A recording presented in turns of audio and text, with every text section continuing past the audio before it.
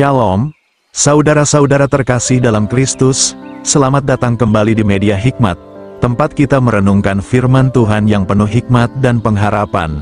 Hari ini, kita akan membahas satu bagian Alkitab yang sangat menguatkan, yaitu Matius 11 ayat 28-30. Ini adalah undangan Yesus kepada kita semua yang merasa lelah dan berbeban berat. Sebelum kita mulai, jangan lupa untuk like dan subscribe agar Anda tidak ketinggalan konten terbaru yang menguatkan iman Anda. Mari kita mulai dengan doa. Tuhan Yesus yang penuh kasih, kami datang ke hadirat-Mu untuk merenungkan firman-Mu.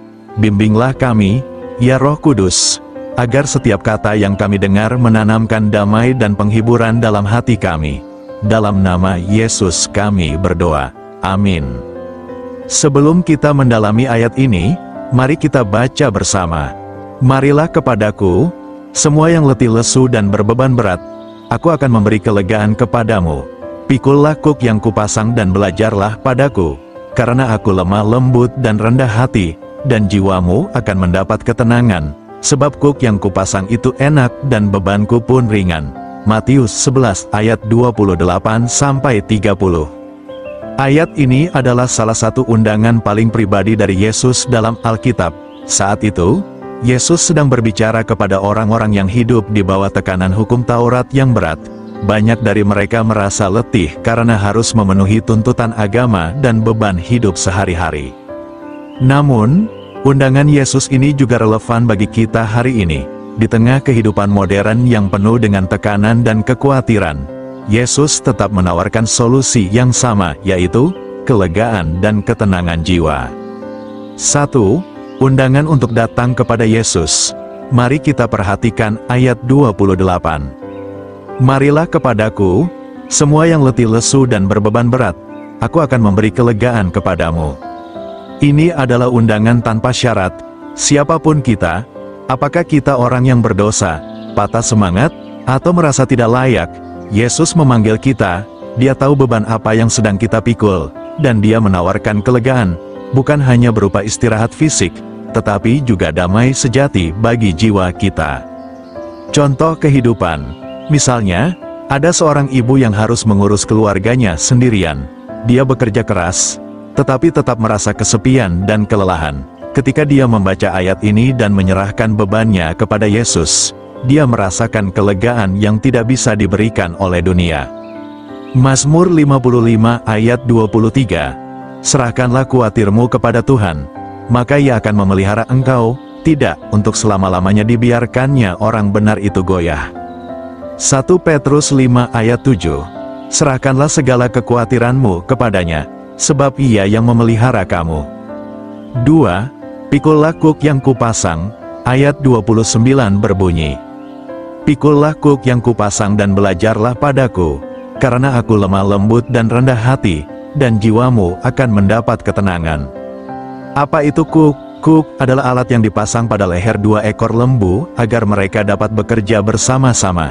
Yesus mengundang kita untuk mengambil kuknya, tetapi Dia juga menjamin bahwa kuknya itu enak dan bebannya ringan. Mengapa kuknya ringan? Karena Yesus berjalan bersama kita. Dia tidak membiarkan kita memikul beban itu sendirian.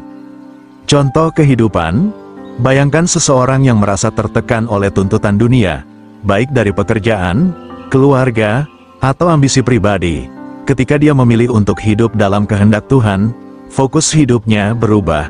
Beban yang dulunya berat terasa lebih ringan karena dia tahu Tuhan ada bersamanya. Galatia 5 ayat 1. Supaya kita sungguh-sungguh merdeka, Kristus telah memerdekakan kita. Karena itu berdirilah teguh dan jangan mau lagi dikenakan kuk perhambaan. Mazmur 68 ayat 20. Terpujilah Tuhan, hari demi hari Ia menanggung bagi kita, Allah adalah keselamatan kita. 3. Belajarlah dari Yesus. Yesus juga berkata, belajarlah padaku. Dia mengundang kita untuk meneladani karakternya, lemah lembut dan rendah hati. Kelemah lembutan bukan berarti lemah, tetapi kekuatan yang dikendalikan dengan kasih. Kerendahan hati mengajarkan kita untuk mengandalkan Tuhan, bukan diri sendiri. Contoh kehidupan, ketika menghadapi konflik, Alih-alih membalas dendam atau marah, kita diajak untuk meniru Yesus yang mengampuni orang-orang yang menyalibkannya. Belajar dari Yesus berarti menghidupi prinsip kasih, pengampunan, dan kesabaran dalam setiap aspek kehidupan kita. Filipi 2 ayat 5-7. Hendaklah kamu dalam hidupmu bersama, menaruh pikiran dan perasaan yang terdapat juga dalam Kristus Yesus, yang walaupun dalam rupa Allah, tidak menganggap kesetaraan dengan Allah itu sebagai milik yang harus dipertahankan, melainkan telah mengosongkan dirinya sendiri, dan mengambil rupa seorang hamba, dan menjadi sama dengan manusia. Kolose 3 ayat 12. Karena itu, sebagai orang-orang pilihan Allah yang dikuduskan dan dikasihinya, kenakanlah belas kasihan, kemurahan, kerendahan hati, kelemah lembutan dan kesabaran. 4. Janji ketenangan bagi jiwa. Puncak dari ayat ini adalah janji yang diberikan oleh Yesus. Jiwamu akan mendapat ketenangan. Ketenangan ini berbeda dengan apa yang dunia tawarkan. Dunia menawarkan hiburan sementara, tetapi Yesus memberikan damai sejati yang tidak tergantung pada keadaan. Contoh kehidupan, banyak orang mencari ketenangan melalui harta, popularitas, atau pencapaian. Namun, semua itu bersifat sementara. Seorang pengusaha yang tadinya merasa kosong, menemukan damai sejati setelah dia menyerahkan hidupnya kepada Yesus. Dia tidak lagi merasa dikuasai oleh kekhawatiran, karena hatinya dipenuhi dengan damai dari Tuhan.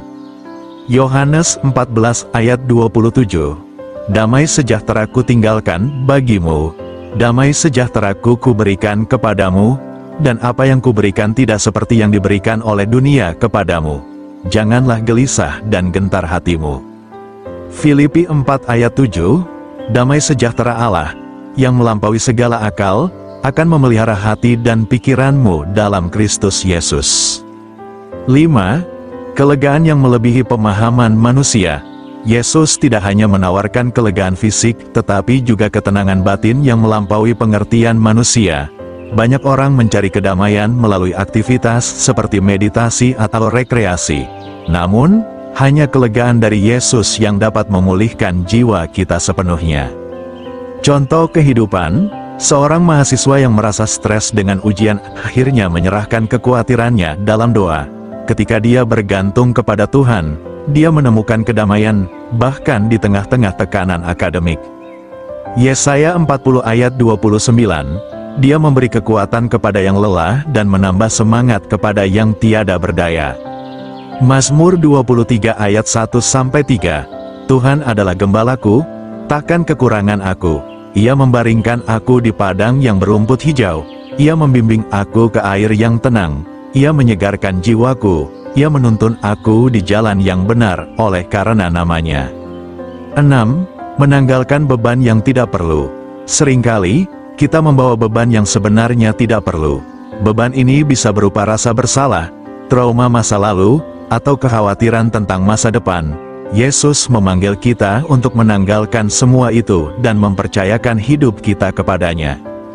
Contoh kehidupan, seseorang yang telah lama menyimpan rasa bersalah karena kesalahan di masa lalu, akhirnya menemukan kebebasan saat dia menyerahkan semuanya kepada Tuhan dalam doa. Beban yang sebelumnya terasa berat kini terasa ringan.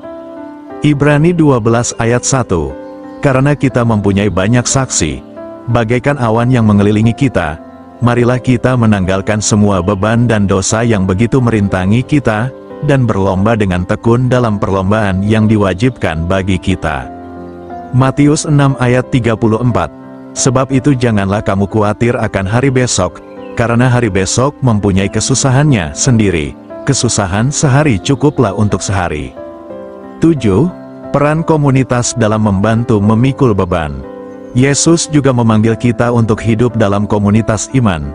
Dalam komunitas yang sehat, kita dapat saling berbagi beban dan mendukung satu sama lain.